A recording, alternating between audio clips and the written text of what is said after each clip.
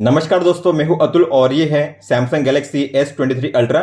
दोस्तों, सैमसंग ने One UI 6 का बीटा 4 अपडेट रिलीज कर दिया है इंडिया में। तो इस बीटा 4 अपडेट में आपको कौन कौन से बग्स और चेंजेस देखने मिलेंगे हम देखने वाले हैं इस वीडियो में। अगर आप जाओगे सेटिंग्स में, सॉफ्टवेयर अपडेट में, लास्ट अपडेट में अगर आप चेक करोगे तो यहाँ पे आपको देखने मिलेंगे इस अपडेट के चेन लॉक्स। यहाँ पे मेंशन किया गया है, जो बिल्ड नंबर है इसका वो है ZWIC। तो यहाँ पे आपको शो करेंगे दो सेक्शंस, एक है बग्स जिन्हें फिक्स किया गया है और एक है नॉन इशू, मतलब कि जो बग्स आपको दिखने मिलेंगे इस अपडेट में। तो इनके बारे में बात करेंगे हम बाद में। जो साइज है इस अपडेट की वो है 1061 MB, मतलब कि अप्रोक्स 1 GB, और सिक्योरिटी पैच लेवल है 1 अक्टूबर 2023। पहले था सितंबर का पैच लेवल, लेकिन अब है अक्टूबर का, मतलब कि अक्टूबर आना बाकी, फिर भी आपको मिल गया है अक्टूबर का पैच लेवल।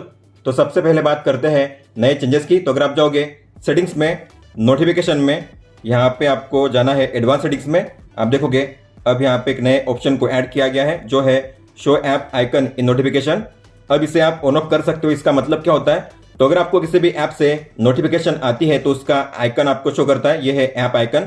तो अगर आप देखोगे ऐप ड्रॉअर में जिस तरीके से ऐप आइकन शो कर रहे हैं, सेम वही आइकन आपको शो करेंगे यहाँ पे। अगर आप चाहते हो नोटिफिकेशन पैनल पे आपको अलग से आइकन शो करे तो आपको इसे ऑफ रखना है।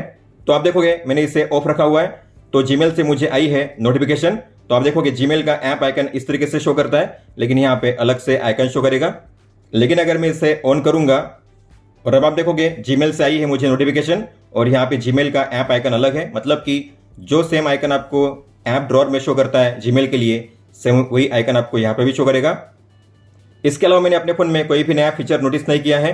हालांकि जो एनिमेशन है वो पहले से काफ़ी स्मूदर आपको फील होंगे। तो ऐप ओपनिंग के स्पीड में या जो एनिमेशन है उसमें आपको देखने मिलेगा इंप्रूवमेंट। जब आप किसी ऐप को क्लोज करते हो तो आपको यहाँ पे बैकग्राउंड में ब्लर इफेक्ट देखने मिलता है मिली सेकंड के लिए, जो स्लो मोशन में आपको शो होगा।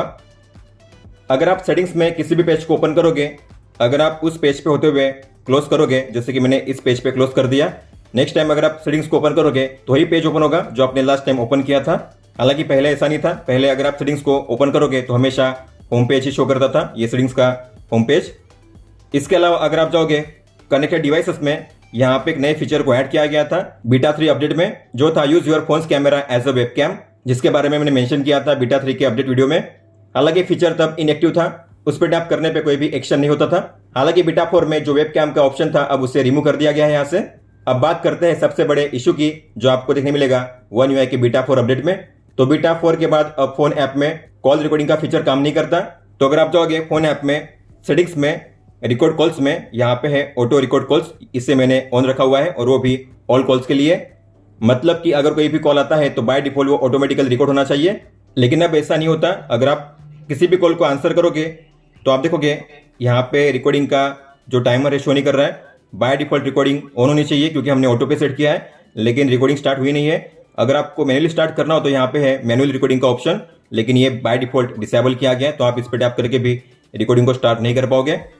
तो रिकॉर्डिंग का ऑप्शन जो है शो कर रहा है, लेकिन रिकॉर्डिंग का फीचर काम नहीं कर रहा है, मतलब कि एक बग है जिसे फिक्स किया जाएगा आने वाले अपडेट में। AOD पे मैंने एक इशू को नोटिस किया है। तो अगर आप AOD पे स्विच करोगे तो आप देखोगे जो क्लॉक स्टाइल है हमेशा आप लेफ्ट साइड में ही शो करेगी। हालांकि लॉक स्क्रीन पे मैंने सेट किया है क्लॉक स्टाइल को सेंटर में, लेकिन जैसे मैं AOD पे स्विच करूंगा तो हमेशा जो क्लॉक स्टाइल है लेफ्ट साइड में ही शो करती है, सेंटर में शो नहीं कर रही है, आप देख सकते हो। तो AOD पे जो क्लॉक स्टाइल है सेंटर से थोड़ा शिफ्ट हो चुका है लेफ्ट साइड में।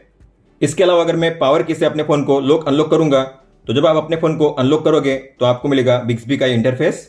हालांकि बिक्सबी तभी ओपन होना चाहिए जब मैं अपने पावर की पे लॉन्ग प्रेस करूंगा, लेकिन मैं अपने पावर की पे लॉन्ग प्रेस नहीं कर रहा हूं, फिर भी मुझे यहाँ पे मिल रहा है ये बिक्सबी का इंटरफेस, जो बार बार शो नहीं करता लेकिन कई बार आपको शो करेगा इस तरीके से।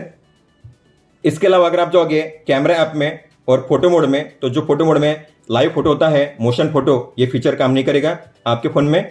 किड्स मोड अभी भी काम नहीं करता। तो अगर आप अपने फोन में किड्स मोड को यूज करना चाहोगे तो आप देखोगे आपको मिलेगी इस तरीके से ये एरर नोटिफिकेशन, जहां पे लिखा होगा समथिंग वेंट रॉन्ग। तो अगर आप रिट्राई करोगे फिर भी आपको मिलती रहेगी इस तरीके से एरर नोटिफिकेशन। तो बीटा 4 में सैमसंग किड्स काम नहीं करता। तो आने वाले अपडेट में, मतलब कि स्टेबल या बीटा जो भी होगा वो, उसमें शायद ये किड्स मोड काम करेगा, लेकिन अभी ये काम नहीं करता।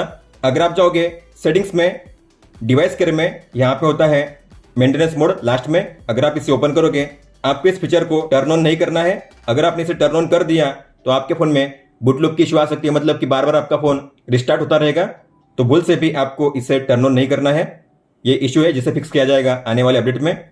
बीटा 3 के बाद मैंने नेटवर्क में इशू फेस किया था, मतलब कि इंटरनेट ठीक से वर्क नहीं कर रहा था, तो मेरे फोन में इंटरनेट बार बार ऑफ हो जाता था।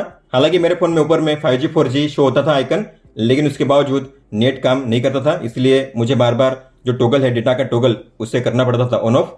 लेकिन बीटा 4 में इस इशू को फिक्स किया गया है, तो अब आपको नेट में कोई भी इशू देखने नहीं मिलेगा। इसके अलावा अगर आप जाओगे सॉफ्टवेयर अपडेट में, लास्ट अपडेट में, तो यहाँ पे लिखा गया है कि कौन कौन से बग्स को फिक्स किया गया है। जैसे कि सैमसंग पास में लॉगिन करते हुए प्रॉब्लम आती थी, उसे फिक्स किया गया है।